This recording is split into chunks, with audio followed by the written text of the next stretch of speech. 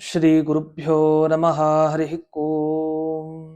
ರಾಮಾಯ ರಾಮಭದ್ರಾಯ ರಾಮಚಂದ್ರಾಯ ವೇಧಸೆ ರಘುನಾಥಾಯ ನಾಥಾಯ ಸೀತಾಯ ಪತಯೇ ನಮಃ. ಬಹಳ ವಿಶಿಷ್ಟವಾದ ಮಾಸ ಚೈತ್ರ ಮಾಸ. ನಮಗೆ ಚೈತ್ರ ಮಾಸ ಅಂದ ಕೂಡಲೇ ರಾಮದೇವ್ರ ನೆನಪಾಗುತ್ತೆ. ರಾಮ ಹುಟ್ಟಿದ ಮಾಸ ಚೈತ್ರ ಮಾಸ. ಯಾಕೆ ಇಷ್ಟೊಂದು ಈ ಚೈತ್ರ ಮಾಸಕ್ಕೆ ಪ್ರಾಶಸ್ತ್ಯ ಬಂತು? ಚೈತ್ರ ಮಾಸದಲ್ಲಿ ನೀವೇನೇ ಕೆಲಸ ಮಾಡಿ ಅದು ನಿಮಗೆ ಸಕ್ಸಸ್. ಏನಾದ್ರು ಶುರು ಮಾಡಬೇಕು ಅಂದ್ರೆ ಚೈತ್ರ ಮಾಸದಲ್ಲಿ ಶುರು ಮಾಡಬೇಕು. ಒಂದು ಯುಗಾದಿಯ ಸಂಭ್ರಮದಲ್ಲಿ ಇರ್ತೀವಿ, ಅದಾಗಿ ಶುರುವಾಗಿದೆ ಹೊಸ ವರ್ಷ. ಅದರಿಂದ ಹೊಸ ವರ್ಷದ ಮೊದಲಿಗೆ ರಾಮದೇವರನ್ನ ನೆನಪಿಸ್ಕೊಳ್ಳುವಂತಹ ವಿಶಿಷ್ಟವಾದ ಮಾಸ ಇದು. ಅದೇನಾಯ್ತು, ಕೌಸಲ್ಯೆಯಿಂದ ಈ ಚೈತ್ರ ಮಾಸದಲ್ಲಿ ರಾಮದೇವರು ಗರ್ಭದಿಂದ ಹೊರಗೆ ಬಂದಿದ್ದಾರೆ. ಯಾಕೆ ಈ ಚೈತ್ರ ಮಾಸಕ್ಕೆ ಮಹತ್ವ ಕೊಟ್ಟಿದ್ದಾರೆ ಶಾಸ್ತ್ರದಲ್ಲಿ ಅಂತಂದ್ರೆ, ಯಾವತ್ತು ರಾಮದೇವರು ಹುಟ್ಟಿದ್ರಲ್ಲ ಮಧ್ಯಾಹ್ನ ಕಾಲದಲ್ಲಿ, ಹುಟ್ಟಿದ ಕೂಡಲೇ ಎಲ್ಲ ದೇವತೆಗಳು ಬಂದಿದ್ದಾರೆ. ಬಂದು ರಾಮನ ಸ್ತೋತ್ರ ಮಾಡ್ತಾರಂತೆ. ನಮಗೆ ತುಂಬಾ ಧನ್ಯತಾಭಾವ ಮೂಡ್ತು, ದೇವರೇ ನೀನು ಮೇಲಿದ್ದವನು ಇಲ್ಲಿ ಬಂದಿದೆ, ಅವತಾರ ಮಾಡ್ದಿ ಭೂಲೋಕದಲ್ಲಿ, ಇದು ಬಹಳ ಆಶ್ಚರ್ಯ ಆಗಿದೆ ಅಂತೆಲ್ಲ ಹೇಳಿ ಅನೇಕ ವರಗಳನ್ನ ಕೇಳ್ತಾರಂತೆ ದೇವತೆಗಳು. ಕೇಳಿದಾಗ ರಾಮದೇವರು ವರ ಕೊಡ್ತಾರೆ. ಆ ವರ ಕೊಟ್ಟಿದ್ದೇನು ಅಂದ್ರೆ ಈ ಚೈತ್ರ ಮಾಸದ ಬಗ್ಗೆನ ವರ ಕೊಡ್ತಾರೆ. ಹಾಗಾಗಿ ನಾವು ಚೈತ್ರ ಮಾಸದಲ್ಲಿ ಏನ್ ಮಾಡ್ಬೇಕು, ಯಾಕೆ ಇದಕ್ಕೆ ಇಷ್ಟೊಂದು ಮಹತ್ವ ಬಂದಿದೆ ಅಂತ ತಿಳಿಯುತ್ತೆ. ಈ ನಿಟ್ಟಿನಲ್ಲಿ ಎಲ್ಲಾ ಮಾಸಗಳಲ್ಲಿ ಚೈತ್ರ ಮಾಸ ಶ್ರೇಷ್ಠ ಅಂತ ರಾಮದೇವರು ಹೇಳ್ತಾರಂತೆ. ಯಾಕೆ ಹೇಳ್ತಾರೆ ಅಂದ್ರೆ, ನೋಡಿ, ಎಲ್ಲರೂ ಕಾರ್ತೀಕ ಮಾಸ ಶ್ರೇಷ್ಠ ಅನ್ಕೊಡ್ತಾರೆ. ಅದೇನು, ವೈಶಾಖ ಮಾಸ ಮೊದಲು ಶ್ರೇಷ್ಠ, ಅದಕ್ಕಿಂತ ಕಾರ್ತೀಕ, ಕಾರ್ತೀಕಕ್ಕಿಂತ ಮಾಘ, ಮಾಘಕ್ಕಿಂತ ಚೈತ್ರ ಮಾಸ ಶ್ರೇಷ್ಠ. ಯಾಕೆ ಅಂದ್ರೆ, ಚೈತ್ರ ಮಾಸದಲ್ಲಿ ನೀವು ಬೇರೆ ಮಾಸದಲ್ಲಿ ಮಾಡೋದು ಏನಿದೆ ಅದರ ದುಪ್ಪಟ್ಟು ಫಲ, 2 ಪಟ್ಟು ಜಾಸ್ತಿ ಫಲ ಚೈತ್ರ ಮಾಸದಲ್ಲಿ ಸಿಗತ್ತಂತೆ. ಸಾಮಾನ್ಯವಾಗಿ ಮಾಸಾನಾಂ ಎಲ್ಲ ಕಾರ್ತೀಕ ಶ್ರೇಷ್ಠ ಅಂತ ಹೇಳ್ತಾರೆ. ಆದ್ರೆ ರಾಮದೇವರೇ ಹೇಳಿದ್ದಾರೆ ದೇವತೆಗಳ ಮುಂದೆ ಚೈತ್ರ ಮಾಸ ಶ್ರೇಷ್ಠ ಅಂತ. ಅದರಲ್ಲೂ ಹೇಳೋದು ಏನಂದ್ರೆ, ರಾಮದೇವರು ಚೈತ್ರ ಮಾಸದಲ್ಲಿ ನೀವೇನ್ ಮಾಡ್ಬೇಕು ಅಂದ್ರೆ, ರಾಮದೇವರು ಹೇಳೋ ಮಾತು, ಅಯೋಧ್ಯೆಗೆ ಹೋಗ್ಬೇಕಂತೆ. ಅಯೋಧ್ಯೆಯ ದರ್ಶನ ಮಾಡ್ಬೇಕು ಮೊದಲು ಒಂದು. ಮತ್ತೆ ಸರಯೂ ನದಿ ಏನಿದೆ, ಆ ಸರಯೂ ನದಿಯ ಒಂದು ನೀರಿನ ಹನಿ ಆದ್ರೂ ನಮ್ಮ ಮೈ ಮೇಲೆ ಬೀಳ್ಬೇಕು. ಇದು ಬಹಳ ಶ್ರೇಷ್ಠ. ಅಷ್ಟೇ ಅಲ್ಲದೇನೆ, ಯಾವ ವ್ಯಕ್ತಿ ಅಯೋಧ್ಯೆಯಲ್ಲಿ ಒಬ್ಬ ಬ್ರಾಹ್ಮಣನಿಗೆ ದಾನವನ್ನ ಮಾಡ್ತಾನೋ ಅವನು ಎಲ್ಲಾ ಪಾಪಗಳನ್ನ ಕಳ್ಕೊಡ್ತಾನೆ. ಅಂದ್ರೆ ಅಲ್ಲಿ ನೀವೇನ್ ದಾನ ಕೊಡ್ತೀರಿ ಅದು ತುಂಬಾ ಮಹತ್ವ ಇದೆ ಚೈತ್ರ ಮಾಸದಲ್ಲಿ. ಅಷ್ಟೇ ಅಲ್ಲ, ಚೈತ್ರ ಸ್ನಾನ ನಿಮಗೆ ಮಾಡ್ಲಿಕ್ಕೆ ಆಗ್ಲಿಲ್ಲ ಅಯೋಧ್ಯೆಯಲ್ಲಿ, ಮನೆಯಲ್ಲಿದ್ದ ರಾಮನ ಸ್ಮರಣೆ ಮಾಡಿ ಚೈತ್ರ ಮಾಸದಲ್ಲಿ ಬೆಳಗಿನ ಜಾವ ಬ್ರಾಹ್ಮಿ ಮುಹೂರ್ತದಲ್ಲಿ ಸ್ನಾನ ಮಾಡಿದ್ರು ಸಾಕು. ಅದಕ್ಕೆ ದ್ವಾರಕೆಯಲ್ಲಿ ಯಾವ ರೀತಿ ಸ್ನಾನ ಮಾಡಿದಾಗ ಫಲ ಇದೆಯೋ ಅಷ್ಟು ಫಲ ಅಲ್ಲಿ ಸಿಗತ್ತೆ ಅಂತ ಹೇಳ್ತಾರೆ. ಇದೆಲ್ಲ ನನ್ನ ಆಜ್ಞೆ. ಹಾಗಾಗಿ ನೀವೆಲ್ಲ ತಪ್ಪದೆ ಚೈತ್ರ ಮಾಸದಲ್ಲಿ ಬನ್ನಿ ಅಂತ. ಅಂದ್ರೆ ಬ್ರಹ್ಮಾದಿ ದೇವತೆಗಳು ಕೂಡ ಈ ಚೈತ್ರ ಮಾಸಕ್ಕೆ ಬಂದ್ರೆ ಅಯೋಧ್ಯೆಯಲ್ಲಿ ಸನ್ನಿಹಿತರಾಗಿರ್ತಾರಂತೆ. ಎಲ್ಲರೂ ಕಾಯ್ತಾ ಇರ್ತಾರೆ ರಾಮನ ಅನುಗ್ರಹಕ್ಕೋಸ್ಕರ. ಇದು ರಾಮನ ಅಪ್ಪಣೆ. ರಾಮನವಮಿ ಬಗ್ಗೆ ನಾವು ಹೋಗೋದು ಬೇಡ, ವಿಶೇಷ ವಿಚಾರ ಅದು ಬೇರೆ ಇರುತ್ತೆ. ಆದ್ರೆ ಚೈತ್ರ ಮಾಸಕ್ಕೆ ಯಾಕೆ ಇಷ್ಟೊಂದು ಮಹತ್ವ ಬಂದಿದೆ ಅಂದ್ರೆ, ಸ್ವಯಂ ರಾಮದೇವರೇ ತಾವು ಹುಟ್ಟಿದ ಸಂದರ್ಭದಲ್ಲಿ ಬ್ರಹ್ಮಾದಿ ದೇವತೆಗಳಿಗೆ ವರ ಕೊಟ್ಟಿದ್ರಿಂದ ಈ ಚೈತ್ರ ಮಾಸ ಎಲ್ಲ ಮಾಸಕ್ಕಿಂತ ಶ್ರೇಷ್ಠ ಅಂತ ಆಯ್ತು. ಸರಿ, ಚೈತ್ರ ಮಾಸದಲ್ಲಿ ಏನ್ ಮಾಡ್ಬೇಕು ಅಂತ ಕರ್ತವ್ಯದ ವಿಷಯಕ್ಕೆ ಬಂದ್ರೆ, ಈಗ ಅನೇಕ ದಾನಗಳಿರುತ್ತೆ. ಪ್ರತಿ ಮಾಸ ಅಂತಂದಾಗ್ಲೂ ಏನೋ ಒಂದು ದಾನ ಇದ್ದೇ ಇರುತ್ತೆ. ಆದ್ರೆ ಚೈತ್ರ ಮಾಸದಲ್ಲಿ ಯಾವ ದಾನಗಳಿಗೆ ತುಂಬಾ ಮಹತ್ವ ಕೊಟ್ಟಿದ್ದಾರೆ ಅಂದಾಗ, ಒಬ್ಬ ರಾಜ ಪುಣ್ಯಕೀರ್ತಿ ಅಂತ ಅವನ ಹೆಸರು, ಚಂದ್ರಾನನ ಅಂತ ಅವನ ಹೆಂಡತಿ ಹೆಸರು. ಇವರಿಬ್ಬರಿಗೆ ಮಕ್ಕಳಿರಲ್ಲ. ಮಕ್ಕಳು ಬೇಕು ಅಂತ ಹೇಳಿ ಅವ್ರು ಹುಡ್ಕೊಂಡು ಕಾಡಿಗೆ ಹೋಗ್ತಾರೆ. ಹೋಗ್ತಾ ಹೋಗ್ತಾ ಒಬ್ಬ ಋಷಿಗಳ ಭೇಟಿ ಆಗತ್ತೆ. ಅವ್ರ ಹೆಸರು ಮಾಂಡವ್ಯ ಋಷಿ ಅಂತ. ಆ ಮಾಂಡವ್ಯ ಋಷಿ ಭೇಟಿ ಆದ ಕೂಡಲೇ ಅವ್ರು ಕೇಳ್ತಾರೆ, ನಾವ್ ಏನ್ ಮಾಡ್ಬೇಕು ನಮಗ್ ಒಳ್ಳೇದಾಗ್ಲಿಕ್ಕೆ ಅಂತ. ವಸ್ತುತಃ ಅವರು ಸಂತಾನಕ್ಕೋಸ್ಕರ ಅಂತ ಬಂದವರು ಇಬ್ರು. ಆದ್ರೆ ಅವ್ರು ಏನ್ ಕೇಳ್ತಾರೆ ಅಂದ್ರೆ, ಸಂತಾನ ಸರಿ, ಆದ್ರೆ ಚೈತ್ರ ಮಾಸದ ಸಂದರ್ಭದಲ್ಲಿ ನಾವ್ ಏನೇನ್ ಮಾಡ್ಬೇಕು, ಅವ್ರು ಬಂದಿದ್ ಮಾಸ ಚೈತ್ರ ಮಾಸ. ಹಾಗಾಗಿ ಪ್ರಶ್ನೆಗಳನ್ನು ಕೇಳಿದ್ದಾರೆ. ಮಾಂಡವ್ಯ ಋಷಿಗಳು ಹೇಳ್ತಾರೆ, ನೀವು ಇಷ್ಟಿಷ್ಟು ವ್ರತಾಚರಣೆ ಮಾಡಿ ನಿಮ್ಗೆ ಸಂತಾನ ಅಲ್ಲದೆ ಇನ್ ಏನೇನ್ ಬೇಕೋ ಎಲ್ಲಾ ಫಲವನ್ನು ಪಡ್ಕೊಳ್ತೀರಿ. ಹಾಗಾದ್ರೆ ಏನ್ ಮಾಡ್ಬೇಕು ಅಂದಾಗ ಶುರು ಮಾಡ್ತಾರೆ ಉಪದೇಶ. ಮಾಂಡವ್ಯ ಋಷಿಗಳು ಮೊದಲು ಹೇಳೋದೇನಂದ್ರೆ, ಕೆಲವು ವಸ್ತುಗಳನ್ನು ತಿನ್ನೋದ್ ಬಿಡಬೇಕು ಅಂತ ಹೇಳ್ತಾರೆ. ನಮ್ಗೆ ಈಗಿನ ಕಾಲದಲ್ಲಿ ಇದು ಹೇಳಿದ್ರೆ ತುಂಬಾ ಕಷ್ಟ. ಅಯ್ಯೋ, ಇದನ್ನೆಲ್ಲ ನಾವು ತಿಂದೇ ಇರ್ಬೇಕಾ, ಹೇಗ್ ಸಾಧ್ಯ ಅಂತ. ಆದ್ರೆ ಚೈತ್ರ ಮಾಸ ವ್ರತ ಯಾರು ಮಾಡ್ತಾರಲ್ಲ ಅವರಂತೂ ಖಂಡಿತ ಈ ವಸ್ತುಗಳನ್ನ ತಿನ್ನೋದನ್ನ ಬಿಡಬೇಕು. ಮೊದಲೇನು, ಈರುಳ್ಳಿ ಅಂತ ಹೇಳ್ತಾರೆ. ಈರುಳ್ಳಿ ಬಿಡ್ಬೇಕು ಅಂದ್ರೆ ಅಯ್ಯೋ ಎಷ್ಟು ಕಷ್ಟ, ಪ್ರತಿನಿತ್ಯ ಈರುಳ್ಳಿ ಇಲ್ದೇನೆ ಇರೋದೇ ಇಲ್ಲ ಮನೆಯಲ್ಲಿ, ಅಂಥದ್ರಲ್ಲಿ ಹೇಗ್ ಸಾಧ್ಯ? ಚೈತ್ರ ಮಾಸ ವ್ರತ ಮಾಡೋರಂತೂ ಖಂಡಿತ ಬಿಡಿ, ಮಾಂಡವ್ಯ ಋಷಿಗಳ ಅಪ್ಪಣೆ ಅದು. ಯಾಕಂದ್ರೆ ರಾಜ ಮುಂದೆ ಒಳ್ಳೆ ಸತ್ಸಂತಾನ ಪಡಿತಾನೆ, ಮತ್ತೆ ರಾಜ್ಯ ವೈಭವ ಪಡಿತಾನೆ, ಸಕಲ ವೈಭವಗಳನ್ನು ಮುಂದೆ ಅವನು ಪಡ್ಕೊಂಡು ಹೋಗ್ತಾನೆ. ಕಷ್ಟ ಅನ್ನೋದೇ ಅವನ ಹತ್ರ ಬರಲ್ಲ. ಯಾಕೆ? ಚೈತ್ರ ಮಾಸ ಈರುಳ್ಳಿ ಬಿಟ್ಟಿದ್ದಕ್ಕೆ. ಈರುಳ್ಳಿ ಅಂದ ಕೂಡಲೇ ಬೆಳ್ಳುಳ್ಳಿನೂ ಜೊತೆಗೆ ಸೇರ್ಬಿಡುತ್ತಲ್ಲಿ, ಅದನ್ನೂ ಬಿಡ್ಬೇಕು ಅಂತಾನೆ ಅರ್ಥ. ಹೀಗೆ ಒಂದೊಂದೇ ಬದನೆಕಾಯಿ ಅದು ಇದೆಲ್ಲ ಹೇಳ್ತಾ ಬರ್ತಾರೆ. ಕನಿಷ್ಠ ಪಕ್ಷ ಈಗ ಹೇಗಂದ್ರೆ, ಈಗ ತೀರ್ಥಕ್ಷೇತ್ರಕ್ಕೆ ಹೋಗಿರ್ತೀವಿ. ತೀರ್ಥಕ್ಷೇತ್ರಕ್ಕೆ ಹೋದಾಗ ಈ ದಂಪತಿಗಳು ವೃದ್ಧ ವಯಸ್ಸಾದವ್ರು ಹೋದಾಗ ಅವರು ಒಂದು ಬಿಟ್ಟು ಬರ್ತಾರೆ ಜೀವನದಲ್ಲಿ, ದೇವರಿಗೆ ಅರ್ಪಣೆ ಅಂತ ಅದು ಬಿಡೋ ಕ್ರಮ ಇದೆ. ಅಲ್ಲಿ ಹೋದಾಗ ಹೇಗೆ ಮುಂಚೆ ಪ್ಲಾನ್ ಮಾಡ್ಕೊಂಡು ಹೋಗಿರ್ಬಾರ್ದು. ಪ್ಲಾನ್ ಮಾಡ್ಕೊಂಡು ಹೋಗ್ಬಿಟ್ಟು ಇದನ್ನ ಬಿಡೋಣ ಅಂತ ಹಾಗಲ್ಲ. ಅಲ್ಲಿ ಹೋದಾಗ ನೆನಪಾಗ್ಬೇಕು. ಮೊದಲು ಅಲ್ಲಿ ಪುರೋಹಿತರು ಕೇಳ್ತಾರೆ ಗಂಡನನ್ನ, ನೀವ್ ಯಾವ್ದು ಬಿಡ್ತೀರಿ ಅಂತ. ಅವರು ಹೆಂಡತಿಗೆ ಇಷ್ಟವಾದದ್ದನ್ನ ಹೇಳ್ಬಿಟ್ರೆ ಗೋವಿಂದ. ಮತ್ತೆ ಹೆಂಡತಿಯ ಮುಂದೆ ಅದನ್ನ ತಿನ್ನೋ ಹಾಗೆ ಇಲ್ಲ, ಇಡೀ ಜನ್ಮದಲ್ಲಿ ತಿನ್ನೋ ಹಾಗಿಲ್ಲ. ಸರಿ, ಹೆಂಡತಿನ ಮೊದಲು ಕೇಳ್ತಾರೆ, ಗಂಡಂದು ನೀವೇ ಸೇರಿಸಿ ಹೇಳ್ಬೇಡಿ ಅಂತ. ಅಪ್ಪಿ ತಪ್ಪಿ ತಕ್ಷಣ ಏನಾಗ್ಬಿಡುತ್ತೆ, ನಮ್ಗೆ ಯಾವ್ದು ತುಂಬಾ ಇಷ್ಟನೋ ಅದೇ ಬಾಯಿಂದ ಹೊರಗೆ ಬರೋದು, ಅದು ಬರತ್ತೆ, ಎಡವಟ್ಟಾಗ್ಬಿಡುತ್ತೆ. ಅದಕ್ಕೆ ಪ್ಲಾನ್ ಮಾಡ್ಕೊಂಡು ಹೋಗ್ಬಾರ್ದು, ಅದರಲ್ಲಿ ತಕ್ಷಣ ಸರಿಯಾಗಿ ಬರ್ಬೇಕು. ಅದು ತೀರ್ಥಕ್ಷೇತ್ರಕ್ಕೆ ಹೋದ ಒಂದೊಂದು ಬಿಡ್ಬೇಕು ಅಂತ ಇದೆ. ಸಾಮಾನ್ಯವಾಗಿ ಚಿಕ್ಕ ವಯಸ್ಸಲ್ಲಿ ಬಿಡಲ್ಲ. ವಯಸ್ಸಾಯ್ತು, ಇನ್ನೇನು ಮುಗೀತಲ್ಲ, ಜನ್ಮನು ಮುಗೀತು, ಆಯುಷ್ಯ ಏನೇನು ಕಡಿಮೆ ಆಗ್ತಾ ಇದೆ, ಒಂದ್ ದೇವ್ರಿಗೋಸ್ಕರ ಬಿಡೋಣ ಅಂತ ಬಿಡೋದಿದೆ, ಅದಲ್ಲಿರ್ಲಿ.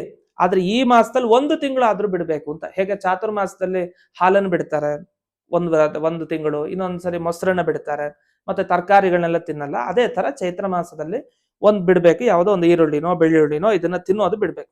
ಅದ್ರಲ್ಲಿ ಹೇಳ್ತಾರೆ ಭಾವದುಷ್ಟಂ ಶಬ್ದ ದುಷ್ಟಂ ಅಂತ. ನಾವು ತಿನ್ನೋ ವಸ್ತುಗಳಲ್ಲಿ ತುಂಬಾ ಕೆಲವು ಆಕಾರ ದುಷ್ಟ ಅಂತ, ಕ್ಯಾರೆಟ್ ತಿನ್ನೋ ಹಾಗಿಲ್ಲ ಅಂತ ಹೇಳ್ತಾರೆ. ಇದು ಸಾರ್ವತ್ರಿಕ ವಸ್ತುತಃ. ಕೆಲವರು ಯಾರು ತಿನ್ನೋದೇ ಇಲ್ಲ ಕ್ಯಾರೆಟ್ ಅನ್ನ, ಜನ್ಮವಿಡೀ ತಿನ್ನಲ್ಲ. ಟೊಮ್ಯಾಟೊ ತಿನ್ನಲ್ಲ, ಬೆಳ್ಳುಳ್ಳಿ ತಿನ್ನಲ್ಲ, ಈರುಳ್ಳಿ ತಿನ್ನ, ಮತ್ತೆ ಏನ್ ತಿಂತೀರಿ ನೀವು ಅಂತ ಯಾರು ಪ್ರಶ್ನೆ ಕೇಳಿದ್ರೆ, ಬೀನ್ಸ್ ತಿಂತಾರೆ, ಹುರುಳಿಕಾಯಿ ಇದೆ, ಸೊಪ್ಪಿದೆ, ಎಲ್ಲ ತಿನ್ಕೊಂಡು ಜೀವನ ಸಾಗಿಸ್ತಾ ಇರ್ತಾರೆ. ಇದೊಂದು ದೊಡ್ಡ ವ್ರತ. ಚೈತ್ರ ಮಾಸದಲ್ಲಂತೂ ಇಷ್ಟರಲ್ಲಿ ಯಾವ್ದಾರ ಒಂದನ್ನ ಬಿಡಬೇಕು ಅಂತ ಇದೆ. ಇದು ಒಂದು ವಿಷಯ. ಇನ್ನು ಎರಡನೇದು, ಚೈತ್ರ ಮಾಸದಲ್ಲಿ ಇಂಥದ್ದನ್ನ ಅವಶ್ಯವಾಗಿ ತಪ್ಪಿಸಿ. ಏನು? ಬೈಕೊಳ್ಳೋದು, ದೇವತೆಗಳನ್ನ ಬೈಯೋದು, ದೇವರನ್ನ ಬೈಯೋದು, ಗುರುಗಳಿಗೆ ದ್ರೋಹ ಮಾಡೋದು, ಹಸುವಿಗೆ ಹೊಡೆಯೋದು, ಹಸುವಿಗೆ ಹುಲ್ಲನ್ನ ಹಾಕದೇ ಇರೋದು, ಇಂಥದ್ದನ್ನೆಲ್ಲ ಅವಶ್ಯವಾಗಿ ಮಾಡಬಾರ್ದು. ಇದೆಲ್ಲ ತಪ್ಪು. ಈ ತಪ್ಪುಗಳನ್ನ ಬಿಡಬೇಕು. ಇದು ಎರಡನೇ ಮಾಂಡವ್ಯರ ಉಪದೇಶ. ಮೂರನೇದು, ಬ್ರಹ್ಮಚರ್ಯ ಪಾಲನೆ ಮಾಡ್ತಾ ಇರಿ ಅಂತ ಹೇಳ್ತಾರೆ. ಬ್ರಹ್ಮಚರ್ಯ ಪಾಲನೆ ಮಾಡೋದು ಅಂದ್ರೆ ಏನರ್ಥ? ಸ್ತ್ರೀ ಸಂಘ ಮಾಡಬಾರ್ದು ಅಂತ ಅರ್ಥ. ಅದು ರಾಮನ ತೃಪ್ತಿಗೋಸ್ಕರ, ದೇವರ ತೃಪ್ತಿಗೋಸ್ಕರ ಸ್ತ್ರೀ ಸಂಘವನ್ನ ಮಾಡದೆ 1 ತಿಂಗಳುಗಳ ಕಾಲ ಕೇವಲ ಭಗವಂತನ ಅರ್ಚನೆಯಲ್ಲಿ ಕಾಲವನ್ನು ಕಳಿಬೇಕು. ಅಲ್ಲ, ಬಂದವರು ಸಂತಾನಕ್ಕೋಸ್ಕರ ಬಂದ್ರು ದಂಪತಿಗಳು. ಇವ್ರು ಹೇಳ್ತಾರೆ ಮಾಂಡವ್ಯರು, ಚೈತ್ರ ಮಾಸದಲ್ಲಿ ಸಂಘ ಮಾಡಬೇಡಿ ಅಂತ. ಮತ್ ಫಲ ಹೇಗಾಗೋದು? ನೀವು ಚೈತ್ರ ಮಾಸ ರಾಮನ ಆರಾಧನೆ ಮಾಡಿ, ಮುಂದಿನ ತಿಂಗಳು ಚೆನ್ನಾಗಾಗತ್ತೆ ಅಂತ ಹೇಳಿ ಅವರ ಅಭಿಪ್ರಾಯ. 1 ತಿಂಗಳುಗಳ ಕಾಲ ಬ್ರಹ್ಮಚರ್ಯದಿಂದ ಇರಿ ಅಂತ ಉಪದೇಶ ಕೊಟ್ಟು, ಮುಂದೆ ತೈಲಾಭ್ಯಂಗಂತು ಕಾರಯೇತ್. ಅದು ಹೊಸ ಸಂವತ್ಸರ ಪ್ರಾರಂಭ ಆಗಿರುತ್ತೆ. ಆ ಸಂವತ್ಸರದ ದಿವಸ, ಹೊಸ ವರ್ಷ ಶುರುವಾದ ದಿವಸ ಅಂದ್ರೆ ಯುಗಾದಿ ದಿವಸ ಮಾತ್ರ ತೈಲಾಭ್ಯಂಜನ ಮಾಡ್ಕೊಳ್ಬಹುದು. ಇನ್ನು ಯಾವುದೇ ಪ್ರತಿಪತ್ ತಿಥಿ ಬಂದಾಗ ಮಾಡ್ಕೊಳ್ಳೋಗಿಲ್ಲ. ಪಾಡ್ಯ ಅಂತೀವಿ, ಪ್ರತಿಪತ್ ಅಂದ್ರೆ ಪಾಡ್ಯ ಬಂದಾಗ ತೈಲಾಭ್ಯಂಜನ ಇಲ್ಲ. ಇಲ್ಲಿ ಯುಗಾದಿ ದಿವಸ ಮಾತ್ರ ತೈಲಾಭ್ಯಂಜನ ಉಂಟು. ಇನ್ನು ಸ್ತ್ರೀಯರಿಗೆ ತೈಲಾಭ್ಯಂಜನ ಯಾವಾಗ? ಪಾಡ್ಯ ದಿವಸ ಇದೆ ತೈಲಾಭ್ಯಂಜನ. ಇನ್ನು ಮಿಕ್ಕಿದ ದಿವಸ ಅವರಿಗೆ ತೈಲಾಭ್ಯಂಜನ ಇತ್ತು ಅಂದ್ರೆ ಅದು ಚೈತ್ರ ಮಾಸದ ಶುಕ್ಲ ಪಕ್ಷದ ತೃತೀಯ, ಅಂದ್ರೆ ಗೌರಿ ತೃತೀಯ ಅಂತ ಏನ್ ಕರಿತೀವಿ, ಆಗ ಮಾತ್ರ ಅವರಿಗೆ ತೈಲಾಭ್ಯಂಜನ. ಈ ತೈಲಾಭ್ಯಂಜನ ಆಗ ಮಾಡ್ಬೇಕು. ಆಮೇಲೆ ಈ ಶ್ಲೋಕದಲ್ಲಿ ಇದೆಯಾ ಸುಮ್ನೆ ಈರುಳ್ಳಿ ಬೆಳ್ಳುಳ್ಳಿ ತಿನ್ಬಾರ್ದು ಅಂತ ಹಾಗೆಲ್ಲ ಉಂಟಾ? ಎಲ್ಲಿದೆ ಅಂದ್ರೆ ಶ್ಲೋಕ ಇದೆ, ಫಲಾಂಡುಂ ಲಶುನಂ ಚೈವ ಛತ್ರಾಂಕಂ ಗೃಂಜನಂ ತಥಾ ನಾಲಿಕಾ ಮೂಲಕಂ ಶೀಘ್ರಂ ವರ್ಜಯೇತ್. ಬಿಡ್ಬೇಕು ಅಂತ ಇಷ್ಟು ಮಾತುಗಳನ್ನ ಹೇಳಿದ್ದಾರೆ. ಇದೆಲ್ಲ ಆಯ್ತು. ಇನ್ನು ದಾನಗಳ ಬಗ್ಗೆ ಬರ್ತಾ, ಏನ್ ದಾನ ಮಾಡ್ಬೇಕು ಅಂದಾಗ, ಚೈತ್ರ ಮಾಸದಲ್ಲಿ ದಾನ ಅಂತಂದ್ರೆ ಉದಕುಂಭ ದಾನ ಅಂತ. ಅಂದ್ರೆ ಒಂದು ತಂಬಿಗೆಯಲ್ಲಿ ಪೂರ್ಣ ನೀರನ್ನು ತುಂಬಿಸಿ ಒಬ್ಬ ಬ್ರಾಹ್ಮಣೋತ್ತಮನಿಗೆ ಅಥವಾ ಯಾವುದೇ ಒಂದು ವೇದ ವಿದ್ವಾಂಸರಿಗೆ ಅಥವಾ ನಿಮಗ್ ತಿಳ್ಕೊಂಡಿರುವಂತಹ ಒಳ್ಳೆ ಧರ್ಮ ಮಾರ್ಗದಲ್ಲಿ ಇರೋರು ಯಾರೇ ಆಗಬಹುದು, ಅವರಿಗೆ ದಕ್ಷಿಣಾ ಸಹಿತವಾಗಿ ದಾನವನ್ನ ಕೊಡ್ಬೇಕು. ದಕ್ಷಿಣೆ ಅಂತ ಬಂದಾಗ ಕೆಲವರು ಹೇಳ್ತಾರೆ, ಲಿಸ್ಟ್ ಹಾಕ್ಬಿಟ್ಟಿರ್ತಾರೆ, ನೀವು 1000 ರೂಪಾಯಿನೇ ಕೊಡ್ಬೇಕು, ನೀವು 5,000 ಕೊಡ್ಬೇಕು, 10,000 ಕೊಡ್ಬೇಕು. ನೋಡಿ, ಈ ಧನದ ಬಗ್ಗೆ, ದುಡ್ಡಿನ ವಿಷಯಕ್ಕೆ ಬಂದಾಗ ಶಾಸ್ತ್ರದಲ್ಲಿ ಒಂದ್ ಮಾತು ಹೇಳ್ತಾರೆ, ನೀವು ಇಷ್ಟೇ ಕೊಡ್ಬೇಕು ಅಷ್ಟೇ ಕೊಡ್ಬೇಕು ಅಂತ ಹೇಳಲ್ಲ. ಆದ್ರೆ ಒಂದು ಶಬ್ದ, ವಿತ್ತಶಾಠ್ಯಂತು ನಕಾರಯೇತ್ ಅಂತ ಒಂದು ಮಾತು ಬರುತ್ತೆ. ವಿತ್ತಶಾಠ್ಯ ಮಾಡಬೇಡಿ ಅಂತ. ವಿತ್ತಶಾಠ್ಯ ಅಂದ್ರೆ ಏನರ್ಥ? ವಿತ್ತ ಅಂದ್ರೆ ದುಡ್ಡು, ದುಡ್ಡಿನ ಬಗ್ಗೆ ಶಾಠ್ಯ ಅಂದ್ರೆ ಕಪಟತನ ಮಾಡಬೇಡಿ ಅಂತ ಅರ್ಥ. ಅಂದ್ರೆ ಮನಸ್ಸಿಗೊಂದು ಬರುತ್ತಲ್ಲ, ಬಂದಾಗ ಅದನ್ನ ಪೂರ್ಣೆ ಮಾಡ್ಬೇಕು. ಅದೇನೋ ಮನಸ್ಸಿಗೆ ಕೊಡೋಣ 50 ರೂಪಾಯಿ 10 ರೂಪಾಯಿಗೆ ಬಂದ್ಬಿಡುತ್ತೆ, ಆ ತರ ಮಾತ್ರ ಮಾಡಬಾರದಂತ ಇಷ್ಟನ್ನು ಹೇಳ್ತಾರೆ. ಅದು ನೀವು 10 ಕೊಡಿ 50 ಕೊಡಿ, ಆದ್ರೆ ದಕ್ಷಿಣ ಸಹಿತವಾಗಿ ದಾನವನ್ನ ಕೊಡ್ಬೇಕು. ಅದು ಉದಕುಂಭ ದಾನ ಅಂತ, ಒಂದು ನೀರು ತುಂಬಿಸಿ, ಒಂದು ಬೆಳ್ಳಿಯ ದಾನ ಆಗ್ಬಹುದು, ತಾಮ್ರದ್ದಾಗಬಹುದು, ಒಟ್ಟು ಒಂದು ಕಲಶ, ಒಂದು ತಂಬಿಗೆಯ ದಾನವನ್ನ ಮಾಡೋದಿದೆ. ಯಾಕೆಂದ್ರೆ ಚೈತ್ರ ಮಾಸ ಮತ್ತೆ ವೈಶಾಖ ಮಾಸ ಅಂದ್ರೆ ತುಂಬಾ ಇದು ಜಾಸ್ತಿ, ಏನೋ ತಾಪ ಜಾಸ್ತಿ, ಆಗ ಬೇಸಿಗೆ ಇರುತ್ತೆ. ಆ ತಾಪ ಪರಿಹಾರಕ್ಕೋಸ್ಕರ ನೀವು ನೀರನ್ನು ಕೊಡೋದು ಬಹಳ ವಿಶೇಷ. ಯಾರು ಮನೆಯಲ್ಲಿ ನೀರನ್ನ ಕೇಳಿದ್ರೆ ತಪ್ಪದೇ ಕೊಡಿ, ಇಲ್ಲಾಂದ್ರೆ ಹಲ್ಲಿ ಜನ್ಮ ಬಂದ್ಬಿಡುತ್ತೆ. ಅದೊಂದು ಎಚ್ಚರಿಕೆ. ಇದು ತಮಾಷೆಯೂ ಆಗಿ ನಮಗೆ ಲೋಕದಲ್ಲಿ ಇದೆ. ವಸ್ತುತಃ ಅದ್ರ ಬಗ್ಗೆ ಎಲ್ಲ ಕಥೆಗಳೇ ಇದೆ. ಹಲ್ಲಿ ಜನ್ಮ ಹೇಗ್ ಬರುತ್ತೆ ನೀರನ್ನ ಕೊಡದೇ ಇದ್ರೆ ಅಂತ. ಆದ್ರಿಂದ ತಪ್ಪದೇ ನೀರನ್ನಂತೂ ಪ್ರತಿ ಮಾಸದಲ್ಲೂ ಕೊಡಿ. ಮನೆಯಲ್ಲಿ ಹಿರಿಯರು ಕೇಳ್ತಾರೆ, ಏನ್ ಇವ್ರು ಎದ್ದೋಗ್ಲಿಕ್ಕಾಗಲ್ವಾ, ತಗೊಳ್ಲಿಕ್ಕಾಗಲ್ವಾ ಅಂತ ಅನ್ಬೇಡಿ. ಚೈತ್ರ ಮಾಸದಲ್ಲಿ ಹೋಗಿ ಕೊಡಿ, ರಾಮದೇವರ ಅನುಗ್ರಹ ಆಗುತ್ತೆ, ತೃಪ್ತಿಯನ್ನ ಪಡ್ತಾನೆ ರಾಮ. ಯಾಕೆ? ರಾಮ ತಂದೆ ಹೇಳಿದ್ದಕ್ಕೆ ಕಾಡು ಓಡೋದ, ನೀರ್ ಕೇಳಲಿಲ್ಲ ಅಲ್ಲಿ ತಂದ್ಕೊಡು ಅಂತ. ಕಾಡುಗೆ ಹೋಗಂದ್ರೆ ಆಯ್ತಪ್ಪ ಅಂತ ಓಡೋದ. ಅವನಿಗೆ ಪಿತೃಭಕ್ತಿ ಜಾಸ್ತಿ, ತಂದೆ ಮೇಲೆ ಭಕ್ತಿ, ತಾಯಿ ಮೇಲೆ ಭಕ್ತಿ. ಅವನಿಗೆ ತಂದೆ ತಾಯಿಗಳಿಗೆ ಏನಾದ್ರು ನೀವು ಸರಿ ಮಾಡ್ಲಿಲ್ಲ ಅಂದ್ರೆ ಆಗ ಮಕ್ಕಳ ಮೇಲೆ ಅವನಿಗೆ ತೃಪ್ತಿ ಆಗಲ್ಲ. ಹಾಗಾಗಿ ಎಚ್ಚರಿಕೆಯಿಂದ ಇರಬೇಕು. ಇನ್ನು 2 ಶ್ಲೋಕಗಳಿದೆ. ಆ ಶ್ಲೋಕವನ್ನ ವಿಶೇಷವಾಗಿ ಈ ಚೈತ್ರ ಮಾಸದಲ್ಲಿ ಹೇಳ್ಕೊಳ್ಳಿ. ಒಂದು ಮಲಗಬೇಕಾದ್ರೆ, ಒಂದು ಬೆಳಗ್ಗೆ ಎದ್ದಾಗ ಒಂದು. ಇದು ಚೈತ್ರ ಮಾಸದಲ್ಲಿ ಮಾಡ್ಬೇಕಾದ ಕೆಲಸ. ಮಲಗಬೇಕಾದ್ರೆ ಯಾವ ಶ್ಲೋಕ ಹೇಳ್ಬೇಕು ಅಂದ್ರೆ, ಇದು ಪ್ರತಿನಿತ್ಯ ನೀವು ಹಾಸಿಗೆ ಮೇಲೆ ಹೋಗ್ತೀರಿ, ತಟ್ಟನ್ ಮಲ್ಕೊಂಡ್ಬಿಡ್ತೀರಿ. ಮಲ್ಕೊಂಡಾಗ ಮಾತಾಡ್ಕೊಂಡು ಮಲ್ಕೊಳ್ತೀವಿ. ಅಲ್ಲ, ಒಂದು ಶ್ಲೋಕ ಹೇಳ್ಕೊಳ್ಳಿ. ಏನ್ ಶ್ಲೋಕ? ಜಲೇ ರಕ್ಷತು ವಾರಾಹ, ಸ್ಥಳೇ ರಕ್ಷತು ವಾಮನಃ, ಅಟವ್ಯಾಂ ನಾರಸಿಂಹಶ್ಚ ಸರ್ವತಃ ಪಾತು ರಾಘವ ಅಂತ. ಕೇಶವ ಅಂತ ಕೆಲವು ಕಡೆ ಸಿಗತ್ತೆ. ಇದಕ್ಕೇನ್ ಅರ್ಥ ಅಂದ್ರೆ, ಅಟವ್ಯಾಂ ನಾರಸಿಂಹಶ್ಚ ಜಲೇ ರಕ್ಷತು ವರಾಹ. ನೀರಿಗೆ ಹೋಗಿರ್ತೀವಿ, ಈಗ ನದಿಗೆ ಹೋಗಿರ್ತೀವಿ, ಎಲ್ಲೋ ಹೋಗಿರ್ತೀವಿ, ಮುಳುಗ್ತೀವಿ. ಯಾವ್ದಾರೊಂದು ನಮ್ಮನ್ನ ಈಗ ಆನೇನು ಹಿಡಿತಲ್ಲ ಮೊಸಳೆ, ಹಾಗೆ ನಮ್ಮನ್ನು ಹಿಡ್ಕೊಂಡ್ಬಿಟ್ರೆ ಬೇಡ, ಮೊಸಳೆ ಏನಿಲ್ಲ, ಮೀನಿದೆ, ಏನ್ ಮಾಡುತ್ತೆ, ಜಾರಿ ಹೋಗಿ ಬಿದ್ದು ಬಿಟ್ರೆ, ಏನೊಂದು ಎಡವಟ್ಟ ಆಗ್ಬಿಟ್ರೆ, ಆಗ್ಬಾರ್ದು ಅಂದ್ರೆ ನೀರಿನಲ್ಲಿ ವರಾಹ ದೇವರ ಸ್ಮರಣೆ ಮಾಡಿ ಅಂತ ಅರ್ಥ ಈ ಶ್ಲೋಕದಲ್ಲಿ. ಇನ್ನು ಮುಂದಕ್ಕೆ, ನೀವು ಓಡಾಡ್ತಾ ಇರ್ತೀವಿ ರೋಡ್ನಲ್ಲಿ, ರಕ್ಷಣೆ ಮಾಡೋರು ಯಾರು? ವಾಮನ ದೇವರ ರಕ್ಷಣೆ ಮಾಡ್ತಾರೆ, ಅದನ್ನು ವಾಮನ ಸ್ಮರಣೆ. ಕಾಡಿಗೆ ಹೋಗಿರ್ತೀರಿ, ಕಾಡಿಗೆ ಅಂದ್ರೆ ಎಲ್ಲೋ ಪಾರ್ಕ್ಗೆ ಹೋಗಿರ್ತೀರಿ ಅಂತ ಇಟ್ಕೊಳ್ಳಿ, ನರಸಿಂಹದೇವರ ಸ್ಮರಣೆ ಮಾಡಿ ಅಂತ ಅರ್ಥ. ಇನ್ನು ಎಲ್ಲಾ ಕಡೆ ರಕ್ಷಣೆ ಮಾಡೋದು ಯಾರು? ಶ್ರೀರಾಮಚಂದ್ರ. ಇನ್ನೊಂದು ಶ್ಲೋಕ ಇದೇ ತರ ಇದೆ, ಸರ್ವತಃ ಪಾತು ಕೇಶವ ಅಂತ ಇದೆ, ಇಲ್ಲಿ ರಾಘವ ಅಂತ ಇದೆ. ಅದೊಂದು ವ್ಯತ್ಯಾಸ. ಇದು ಪ್ರತಿನಿತ್ಯ ಮಲಗ್ಬೇಕಾದ್ರೆ ಹೇಳ್ಬೇಕಾದ ಶ್ಲೋಕ. ನಿಮಗೆ ಕೆಟ್ಟ ಕನಸಾಗ್ಲಿ ಯಾವುದೇ ರೀತಿ ತೊಂದರೆ ಆಗೋದಿಲ್ಲ. ಇದು ಒಂದು. ಎರಡನೇದು, ಹನುಮಂತನ ಬಗ್ಗೆ ಒಂದು ಸ್ತೋತ್ರ ಇದೆ. ನೀವು ಎಲ್ಲೇ ಯಾವುದೇ ಕೆಲಸಕ್ಕೆ ಹೊರಡಬೇಕಾದ್ರೆ ಇದನ್ನ ಸ್ಮರಣೆ ಮಾಡ್ಲೇಬೇಕು. ಇದನ್ನ ಮಾಂಡವ್ಯರು ಆ ರಾಜನಿಗೆ ಉಪದೇಶ ಕೊಟ್ಟಿದ್ದಾರೆ. ಹಾಗಾದ್ರೆ ಯಾವ್ದಿದು ಅಂದ್ರೆ ಹೇಳ್ತಾರೆ, ಹನುಮಾನ್ ಅಂಜನಾಸೂನು ವಾಯುಪುತ್ರೋ ಮಹಾಬಲಃ ರಾಮೇಷ್ಟ ಫಲ್ಗುನ ಸಖಃ ಪಿಂಗಾಕ್ಷೋ ಅಮಿತ ವಿಕ್ರಮ ಉದಧಿಕ್ರಮಣಶ್ಚೈವ ಸೀತಾ ಶೋಕ ನಿವಾರಣ ಲಕ್ಷ್ಮಣ ಪ್ರಾಣದಾತ ಚ ದಶಗ್ರೀವಸ್ಯ ದರ್ಪ. ಒಟ್ಟು 12 ಹೆಸರಿದೆ ಹನುಮಂತಂದು. ಪ್ರತಿಯೊಂದು ಹೆಸರೇನು?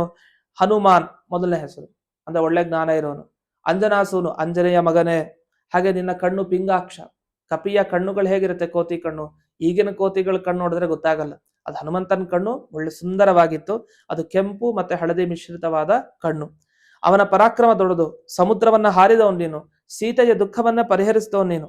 ಅದು ಸೀತಾ ಶೋಕ ನಿವಾರಣ ಅಂದ್ರೆ ಸೀತೆಯ ದುಃಖ ಪರಿಹರಿಸಿದ್ದು ಅಂದ್ರೆ ವಸ್ತು ಸೀತಾದೇವಿಯ ದುಃಖ ಇಲ್ಲ. ಆದ್ರೆ ಲೋಕ ವಿಡಂಬನೆ ಮಾಡ್ತಾ ರಾಮನಿಗೆ ಸೀತೆಯ ಸಂದೇಶ ಮತ್ತೆ ರಾಮನಿಗೆ ಹೀಗೆ ಪರಸ್ಪರವಾಗಿ ಇಬ್ಬರ ಸಂದೇಶವನ್ನ ತಲುಪಿಸಿದ. ಇಬ್ಬರ ದಂಪತಿಗಳ ದುಃಖವನ್ನ ಪರಿಹಾರ ಮಾಡಿದಾಗ ದುಃಖವನ್ನ ಪರಿಹಾರ ಮಾಡೋ ನೀನು ಅಂತ ನಮಗೋಸ್ಕರ ಅದು ಆದ ಘಟನೆ ಅಷ್ಟೇ. ಇನ್ನು ಲಕ್ಷ್ಮಣನಿಗೆ ಪ್ರಾಣವನ್ನ ನೀಡಿ ರಕ್ಷಣೆ ಮಾಡಿದವನು, ದಶಗ್ರೀವ ಅಂದ್ರೆ ರಾವಣನ ದರ್ಪವನ್ನ ನೀನು ಪರಿಹರಿಸಿದವನು ಅಂತ ಹೇಳಿ ನಾಮಗಳ ಅರ್ಥ. ಇದನ್ನ ನಾವು ಯಾವುದೇ, ನೀವು ಕೆಲ್ಸಕ್ಕೆ ಹೋಗ್ಬೇಕಾರಾಗಬಹುದು ಅಥವಾ ಯಾವ್ದೊಂದು ಅನ್ಕೊಂಡಿರ್ತೀವಲ್ಲ ಹೊಸದಾಗಿ ಶುರು ಮಾಡ್ಬೇಕು ಅಂತ, ಆಗಿ ಹೆಸರನ್ನ ಅವಶ್ಯವಾಗಿ ಈ ಸ್ತೋತ್ರವನ್ನ ಹೇಳ್ಕೊಂಡ್ರೆ ನಮಗೆ ಖಂಡಿತ ಅದು ನೆರವೇರುತ್ತೆ ಅಂತ ಮಾಂಡವ್ಯರು ರಾಜನಿಗೆ ಉಪದೇಶ ಕೊಡ್ತಾರೆ. ಹಾಗಾಗಿ ತಾಂಬೂಲ ದಾನ ಆಗ್ಬೋದು, ಬೆಲ್ಲದ ದಾನ ಆಗ್ಬೋದು, ತುಪ್ಪದ ದಾನ, ಮತ್ತೆ ಕಂಚಿನ ಪಾತ್ರೆ ದಾನ, ಗೋದಾನ, ಮತ್ತೆ ಈ ಮಾವಿನ ಹಣ್ಣಿನ ದಾನ, ಮತ್ತೆ ಈ ಬೇಲದ ಹಣ್ಣಿನ ರಸ ಏನಿದೆ ಅದನ್ನ ಕೊಡೋದಾಗ್ಬಹುದು. ಕೆಲವರು ವ್ರತ ಮಾಡ್ತಾರೆ, ಅಂದ್ರೆ ಬೇಲದ ಹಣ್ಣು ಇದೆಯಲ್ಲ, ಕಪಿತ್ತ ಫಲ ಅಂತ ಕರಿತೀವಿ. ಆ ಕಪಿತ್ತ ಫಲವನ್ನ ಈ ಚೈತ್ರ ಮಾಸದಲ್ಲಿ ತಗೊಳ್ಳಲ್ಲ, ಸ್ವೀಕಾರ ಮಾಡಲ್ಲ. ಆದ್ರೆ ಈ ರಾಮನ ಪ್ರೀತ್ಯರ್ಥವಾಗಿ ಅದು ಕೊಡ್ಬೋದು, ತೊಂದರೆ ಇಲ್ಲ, ಸ್ವೀಕಾರ ಮಾಡ್ಬೋದು. ಹಾಗಾಗಿ ವಿಶೇಷವಾಗಿ ಚೈತ್ರ ಮಾಸದಲ್ಲಿ ನೀರಿನ ದಾನಕ್ಕೆ ಮಹತ್ವ ಜಾಸ್ತಿ ಕೊಟ್ಟಿದ್ದಾರೆ. ಹಾಗಾಗಿ ನೀವು ಚೆನ್ನಾಗಿ ಜ್ಯೂಸ್ ಏನೇನಿದೆ ಅದನ್ನೆಲ್ಲ ದಾನವಾಗಿ ಕೊಡ್ಬೋದು, ಹಂಚಬಹುದು, ಪ್ರಸಾದವನ್ನಾಗಿ ಕೊಡಬಹುದು. ಈ ತರ ಎಲ್ಲ ಮಾಡಿದಾಗ ಚೈತ್ರ ಮಾಸದ ಕರ್ತವ್ಯವನ್ನು ನಾವು ಪೂರ್ಣ ಮಾಡಿದಾಗತ್ತೆ. ಆದ್ರಿಂದ ಎಲ್ಲರೂ ತಪ್ಪದೆ ಈ ಚೈತ್ರ ಮಾಸದ ಅನುಷ್ಠಾನವನ್ನು ಮಾಡಿ ಆ ಸೀತಾರಾಮರ ಅನುಗ್ರಹ, ಹನುಮಂತ ದೇವರ ಅನುಗ್ರಹವನ್ನ ವಿಶೇಷವಾಗಿ ಪಡೆದುಕೊಳ್ಳಿ ಅಂತ ಹೇಳ್ತಾ ಈ ಸಂಚಿಕೆಯನ್ನ ಅಸ್ಮದ್ ಗುರುವಂತರ್ಗತ ವ್ಯಾಸತೀರ್ಥ ಗುರುವಂತರ್ಗತ ಭಾರತೀಯ ರಮಣ ಮುಖ್ಯ ಪ್ರಾಣಾಂತರ್ಗತ ಶ್ರೀಮನ್ಮೂಲ ಗೋಪಾಲಕೃಷ್ಣನಿಗೆ ಅರ್ಪಣೆಯನ್ನು ಮಾಡ್ತೇನೆ. ಶ್ರೀ ಕೃಷ್ಣಾರ್ಪಣಮಸ್ತು.